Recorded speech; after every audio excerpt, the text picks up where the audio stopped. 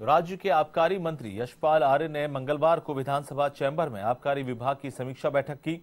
इस बैठक में आबकारी विभाग के 93 करोड़ रुपए की बकाया को लेकर मंत्री आर्य ने अधिकारियों को पैसा जल्द से जल्द उगाही करने के निर्देश दिए। इसके साथ मंत्री यशपाल आर्य ने कहा कि विभाग में जो पद खाली हैं उनकी भी जानकारी दी जाए।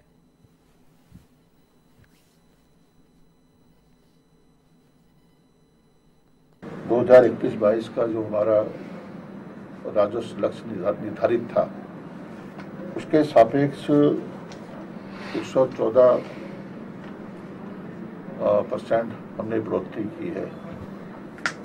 कोविड के बावजूद भी हमें लक्ष्य प्राप्ति का जो लक्ष्य था उससे हमें 114% हमने राजस्व प्राप्त किया है।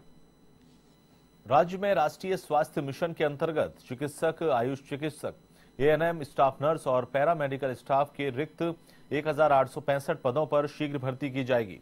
साथ ही राज्य में स्वास्थ्य व्यवस्थाओं को मजबूत करने के लिए ग्राम स्तर पर स्वास्थ्य, स्वच्छता एवं पोषण समितियों का गठन किया जाएगा।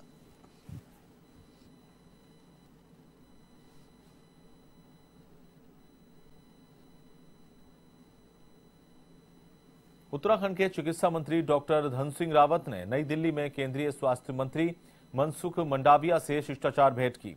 इस दौरान धन सिंह रावत ने सूबे के लिए प्रति माह 20 लाख वैक्सीन की डोज उपलब्ध कराने और एनएचएम के तहत 250 करोड़ की अतिरिक्त धनराशि मंजूर की मांग की, जिस पर केंद्रीय स्वास्थ्य मंत्री ने अपनी स्वीकृति प्रदान कर दी। इस मुलाकात के बाद मीडिया को जारी बयान में सूबे के स्वास्थ्य मंत्री डॉक्टर धन सिंह रावत ने बताया कि उन्होंने दिसंबर 2021 तक प्रदेश के 100% लोगों को वैक्सीन लगाने का लक्ष्य रखा है। इस लक्ष्य को पूरा करने के लिए उन्होंने केंद्रीय स्वास्थ्य मंत्री से मुलाकात कर वैक्सीन की 20 लाख डोज प्रति माह उपलब्ध कराने की मांग रखी है।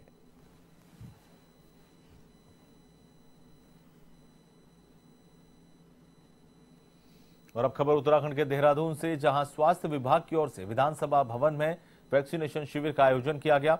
इस दौरान 45 वर्ष से अधिक आयु के कर्मचारियों, उनके परिजनों को वैक्सीन की दूसरी डोज लगाई गई, जिसका निरीक्षण विधानसभा अध्यक्ष प्रेमचंद अग्रवाल ने किया। इस अवसर पर प्रेमचंद अग्रवाल ने कहा कि कोविड वैक्सीन को लेकर डरे नहीं, यह सुरक्षित है और आसपास के लोगों को भी वैक्सीन लगवाने के लिए प्रेरित करें।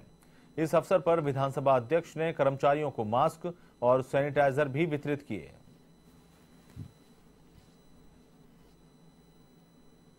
असल में जो हम लोगों ने पहले अपनी डोज लगा ली थी उसकी सेकंड डोज भी आज हमारे यहाँ लगनी शुरू हो गई और मुझे खुशी है इस बात की कि मेरे यहाँ के जितने भी कर्मचारी अधिकारीगण हैं उनके परिजनों को भी ये सुविधा हमारे यहाँ मुहैया हम लोग करा रहे हैं। और मैं प्रशासन का धन्यवाद कर रहा हूँ, स्वास्थ्य विभाग का धन्यवाद कर रहा हूँ कि हमारे इस रूप में एक बूथ हमारे यहाँ भी लगा है।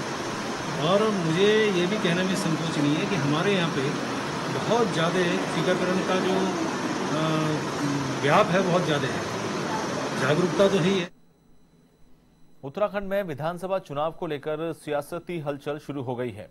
प्रदेश में भाजपा कांग्रेस के साथ आम आदमी पार्टी के दखल से सभी राजनीतिक दलों में खलबली मची हुई है, जबकि कांग्रेस उत्तराखंड में पूर्ण बहुमत के साथ सरकार बनाने का दावा पेश कर रही है। कांग्रेस महिला मोर्चा की राष्ट्रीय महासचिव और पूर्व मुख्यमंत्री हरीश रावत की पुत्री अनुपमा रावत ने कहा कि भाजपा सरकार ने उत्तराखंड की जनता को लूटने का काम किया है। प्रदेश के युवा रोजगार के लिए तरस रहे हैं। डबल इंजन की सरकार होने के बावजूद भी प्रदेश विकास के लिए तरस रहा है। ऐसे में इस बार उत्तराखंड की जनता कांग्रेस की सरकार बनाएगी।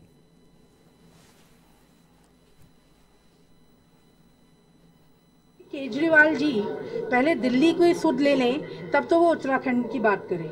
दिल्ली को बदहाल कर रखा है और चले हैं उत्तराखंड को वो देखने के लिए। ये सिर्फ एक तरीके से देखा जाए, लोगों को बरगलाने का कार्य करें, लेकिन जनता ने अपना मुंह बना लिया है। और रही बात, जनता ने पिछले 5 साल में, लगभग 5 साल में भाजपा का भी कार्य देख लिया, पूरी तरीके से विफल रहा है। जनता से इनका मोह, जनता का मोह भंग हो चुका है भाजपा में। और जो जनता का मूड अगर हम समझ रहे हैं तो कांग्रेस की तरफ है, क्योंकि कांग्रेस के कार्यों को याद करके आज दोबारा से कांग्रेस के प्रति उनकी आस जगी है। और हमें उम्मीद है कि कांग्रेस ही जब भी कुछ देगी या कुछ करेगी तो कांग्रेस करेगी। अगर इन्हें करना होता तो ये इतने सालों में कर देते। उत्तराखंड के अल्मोड़ा में जिन स्कूलों की हालत जीर्ण शीर्ण है, उनकी हालत में अब सुधार किया जाएगा। इसी को लेकर प्रदेश के शिक्षा मंत्री अरविंद पांडे ने कहा कि जनपद के 70% विद्यालयों को ठीक कर दिया गया है और शेष को भी ठीक करने की कोशिश जारी है। उन्होंने कहा कि प्रदेश में शिक्षा के सुधार के लिए वे प्रतिबद्ध हैं। वहीं इसके बाद शिक्षा मंत्री अरविंद पांडे ने अटल उत्कृष्ट विद्यालय का शुभारंभ करते हुए कहा कि प्रदेश के हर गरीब बच्चे को बेहतर शिक्षा मिले, इसी उद्देश्य से अटल उत्कृष्ट विद्यालय खोले जा रहे हैं।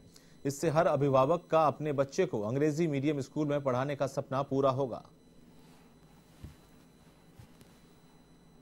तो किसी विद्यालय की अवस्थापना जीर्ण शीर्ण है तो भाई साहब ये मैं आपको माननी पड़ेगी कि आज से नहीं हो, बहुत पहले से है।